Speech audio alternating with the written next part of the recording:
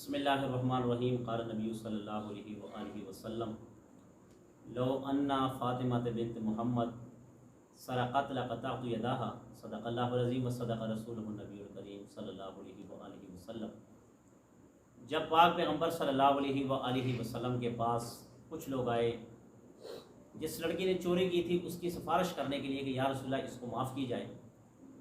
تو پاک پیغمبر نے فرمایا کہ یہاں پر اگر فاطمہ بنت محمد جو علی شیر خدا کی بیوی ہے اگر وہ بھی ہوتی تو میں اس کے بھی ہاتھ کاٹ دیتا، کیونکہ اللہ نے جو مجھ پر شریعت محمدیہ صلی اللہ علیہ وآلہ وسلم نازل فرمائی ہے، اتاری ہے، اس سے مجھے یہ پیغام پلانا ہے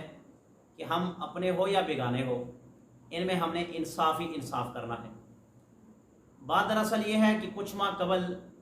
مفتی عزیز الرحمان صاحب کا سکینڈل آیا تھا، اس کو میڈیا نے بھی بڑا اچھالا تھا، حتیٰ کہ ایف آئی آر بھی کٹ گئی، یہاں تک کہ وہ تھانے کچہری اور جیل بھی چلے گئے ہیں۔ مگر اس بات سے قطع نظر میں اس بات کے حق میں نہیں ہوں کہ یہ کیوں ہوا، کیسے ہوا۔ کہنا یہ چاہتا ہوں کہ جو بھی جرم کرے سزا کا حقدار ضرور ہوتا ہے۔ آج اگر موجودہ وقت کی بات کی جائے، جیسے کہ ان کا سکینڈل، ان کی ویڈیو لیک ہو چکی تھی تو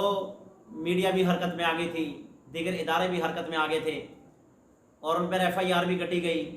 ان کو جیل میں بھی ڈالا گیا، سزا بھی ہوئی ہے۔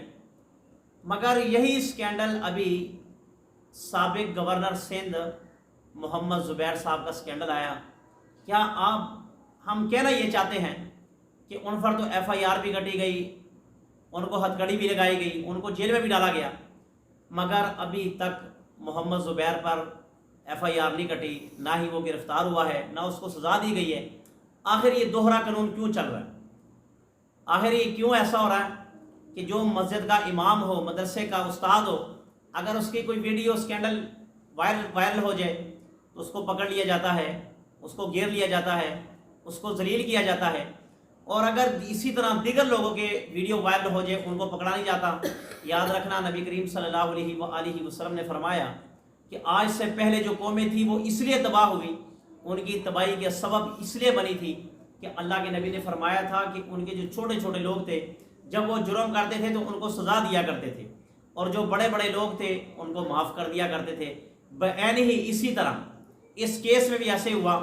کہ مفتی عزیز الرحمان ایک چھوٹا سا آدمی تھا، سرمایہ دار نہیں تھا، اس کے کوئی اتنے بڑے طلب نہیں تھے، نہ وہ گورنر تھا نہ ہی وہ وزیر اعلیٰ تھا، اس وجہ سے اس پر ایف آئی آر بھی کٹی، اس کو جیل میں بھی ڈالا گیا، اس کی عزت بھی مجروح ہوئی۔ مگر یہی جب بات زبیر کی بات آئی، جو سندھ کا گورنر تھا، اس کی ویڈیو وائرل ہوئی، وہ ایک لڑکی کے ساتھ ننگا پکڑا گیا،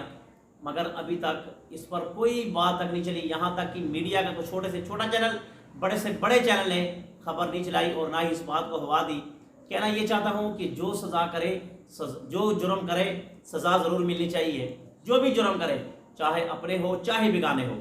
یہ عدالتوں کے باہر لکھا ہوتا ہے اعدلوا هو اقرب للتقوی، کہ اللہ فرماتے ہیں کہ انصاف کرو، انصاف۔ تو انصاف اس چیز کا نام ہے کہ جیسے میرے پاک پیغمبر صلی اللہ علیہ وآلہ وسلم نے فرمایا کہ یہاں پر اگر میری بیٹی فاطمہ بنت محمد صلی اللہ علیہ وآلہ وسلم چوری کرتی تو رب ذوالجلال کی قسم میں اس کے بھی ہاتھ کاٹ دیتا۔ اللہ کرے کہ ایسا انصاف ہمارے ملک پاکستان میں بھی ہمارے ادارے کریں، ہمارے لوگ کریں، تو انشاءاللہ جب ایسا انصاف ہوگا تو جرم بھی کوئی نہیں ہوگا اور جرم کرنے کی کسی کی ہمت بھی نہیں ہوگی۔ باقی اللہ سے دعا ہے کہ اللہ تعالیٰ میرے ملک پاکستان کی حفاظت فرمائے اور مسلمانوں کی حفاظت فرمائے۔